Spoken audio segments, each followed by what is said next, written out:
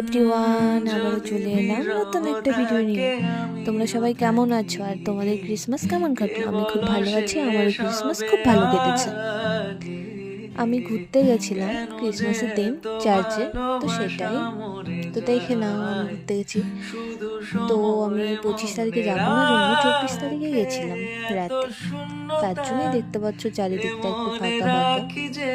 তো সাজাচ্ছিল খুব সুন্দর করে, বাইরেটা সাজিয়েছে, ভিতরটা সাজাচ্ছিল, যার জন্য আমাদের ভিতরে প্রবেশ করতে দিচ্ছিল না, তাই আমরা বাইরেটা দেখছি।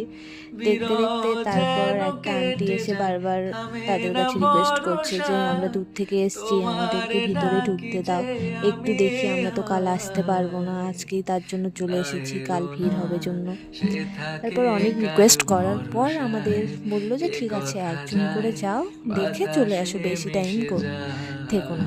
তারপর আমরা এক এক করে গেলাম ভিতরে গিয়ে, তারপর সামনের থেকে দেখলাম খুব সুন্দর সাজিয়েছে, খুব সুন্দর লাগলো ভিতরটা ঢুকে। আমি অবশ্য ফার্স্ট টাইম গেলাম এই বছর চার্চে।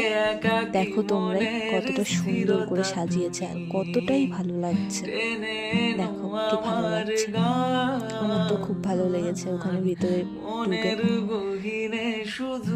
কত সুন্দর না, ভালো লাগছে। বাতাসে যদি দাও কান এত যদি বিরহ থাকে আমিও থাকি, কে বলো শেষ হবে আগে, বেরিয়ে চলে এলাম, কেন যে এত ভালোবাসা মরে নিজের একটু ভিডিও করে নিলাম, শুধু সময় মনে